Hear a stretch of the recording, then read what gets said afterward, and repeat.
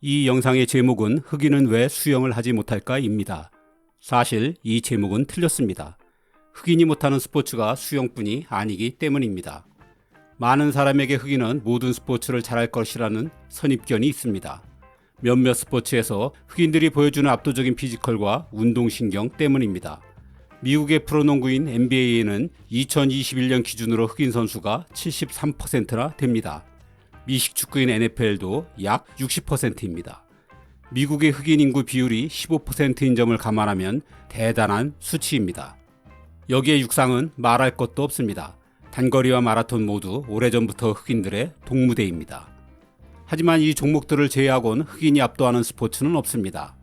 말 나온 김에 미국의 4대 프로 스포츠를 좀 더 살펴보면 미프로 야구인 MLB와 아이스하키인 NHL에는 흑인 선수가 차지하는 비중이 약 7%밖에 되지 않습니다. 여름 겨울의 대표적인 스포츠인 수영과 스케이트는 어떨까요? 수영에선 1988년 서울올림픽에서 흑인 남성이, 2016년 브라질 리우올림픽에선 흑인 여성이 첫 금메달을 따냈습니다. 하지만 여전히 수영에서 흑인 선수는 메달은커녕 찾아보기도 힘듭니다. 동계 스포츠에 꽂힌 스케이트는 더합니다. 아니, 아예 동계 스포츠를 하는 흑인이 거의 없습니다. 2022년의 베이징 동계올림픽에 참가한 미국 선수단 225명 중 흑인 선수는 단 7명 뿐이었습니다. 이 밖에 테니스, 사이클, 골프, 펜싱, 양궁, 탁구, 레슬링, 럭비, 카누, 체조, 태권도, 자동차 경주, 역도, 격투기 등 수많은 종목에서 흑인들의 활약은 굉장히 미미한 편입니다. 그럼에도 이 영상의 제목을 흑인은 왜 수영을 하지 못할까라고 단 이유가 있습니다. 수영을 못하는 이유를 알면 흑인이 왜 농구, 육상, 미식 축구에서만 잘하고 다른 종목에선 못하는지가 모두 설명되기 때문입니다. 흑인들이 폭발적인 스피드를 보이는 육상과 달리 올림픽 메달밭인 수영에서 부진하자 그간 체육계에선 온갖 설이 난무해 왔습니다. 그중 가장 그럴듯하고 지금까지 여전히 언론에 등장하는 설은 흑인의 신체 특성입니다. 즉 흑인은 선천적으로 타인종에 비해 근육량이 많은 데다 근육의 밀도까지 높아 물에 쉽게 잠긴다는 것입니다. 이렇게 되면 물의 저항을 많이 받아 앞으로 나가는 게 늦을 수밖에 없다는 것이죠. 흑인들은 더위를 견디기 위해 다른 인종보다 땀구멍이 큰데 이 땀구멍이 물을 많이 품어 수영에 불리하다는 가설도 있습니다. 여기에 더 나아가 손발의 물갈퀴가 상대적으로 짧기 때문이라거나 상체보단 하체 근육이 상대적으로 더 발달돼 수영에 불리하다는 속설도 있습니다. 하지만 이 가설들을 입증하는 그 어떤 과학적 근거도 없다는 게 최근의 공론입니다. 흑인의 근육 밀도가 상대적으로 높은 건 사실이나 이는 장거리에서나 약간 불리할 뿐 오히려 단거리에선 유리한 조건이라는 것입니다. 큰 땅구멍 역시 전신 수영복으로 커버가 가능하고 물갈퀴의 인종 간 차이는 너무나 미미하다고 보고 있습니다. 그래서 이런 생물학적 차이보단 사회 환경적인 차이가 큰 설득력을 얻고 있습니다. 미국에서 수영은 1920년대부터 유행하기 시작해 1950, 60년대에 남녀노소 누구나 즐기는 국민 스포츠가 되었습니다. 하지만 이 시기 흑인은 미국에서 세균 덩어리 취급을 받았습니다. 같은 수영장을 사용한다는 것은 상상도 할 수 없는 일이었습니다. 이 당시 만들어진 2000여 개의 수영장 대부분은 흑인의 출입을 금했습니다. 물론 흑인 거주 지역엔 수영장도 짓지 않았습니다. 노예 시절부터 흑인은 도망가는 것을 막기 위해 수영이 금지된 삶을 살아왔습니다. 이런 인종차별로 인해 2010년의 통계에 의하면 미국에서 흑인은 70%가 수영을 못합니다. 미국에 사는 백인, 히스패닉, 아시안 중에서 압도적으로 높은 수치입니다. 부모 모두가 수영할 줄 모르면 그 아이가 수영을 배울 수 있는 확률은 13%에 불과하다고 합니다. 즉, 미국에서 흑인은 수영을 접할 기회 자체가 매우 적었습니다.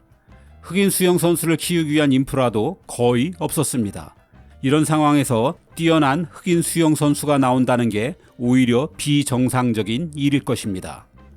뭐니 해도 흑인들이 수영을 못하는 가장 큰 이유는 경제적인 문제입니다. 미국에서도 개인 종목인 수영을 하려면 돈이 많이 듭니다. 흑인이 주로 사는 빈민가엔 수영장이 거의 없기에 잘 사는 동네의 수영장을 찾아가야 하고 개인 레슨비도 내야 합니다. 더구나 수영에 재능이 있어서 전문적인 선수가 되려면 유명 코치로부터 집중적인 트레이닝을 받아야 합니다.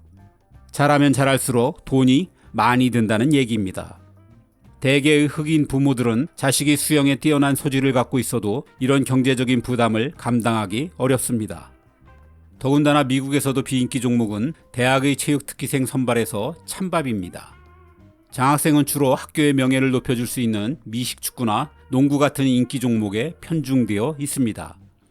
또 수영을 아무리 잘하더라도 돈을 많이 벌 가능성이 희박합니다. 프로 수영이 있는 것도 아니고 올림픽 금메달을 땄다고 우리처럼 포상금이나 연금을 주는 것도 아니기 때문입니다. 사정이 이렇다 보니 가난한 흑인 아이들이 수영에 인생을 걸고 도전할 이유가 전혀 없습니다. 이런 현실은 다른 비인기 종목에도 마찬가지입니다. 테니스나 사이클, 골프 등 대부분의 개인 종목은 장비값도 많이 들고 개인 레슨비도 만만치 않죠. 훈련 환경 자체가 비싼 동계 스포츠는 말할 것도 없고요. 많은 시간과 돈을 투자해도 큰 부를 보장받지 못한다는 점에서 흑인들에겐 수영과 똑같은 기피 종목들일 수밖에 없습니다. 반면 흑인들이 두각을 나타내는 농구와 미식축구, 육상을 보면 우선 배우고 즐기는데 돈이 거의 들지 않습니다. 농구와 미식축구는 공하고 공터만 있으면 되고 육상 역시 기본적으로 맨몸으로 할 수 있는 운동입니다. 무엇보다 유명 선수만 된다면 막대한 부와 명예가 따르죠.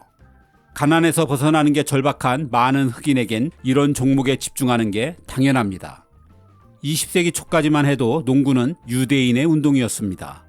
이들이 선수의 70%를 차지했죠. 흑인의 참여는 불가능했습니다. 그러면서 농구는 유대인 같은 지능이 중요하기 때문에 흑인들은 잘할 수가 없다고 했죠.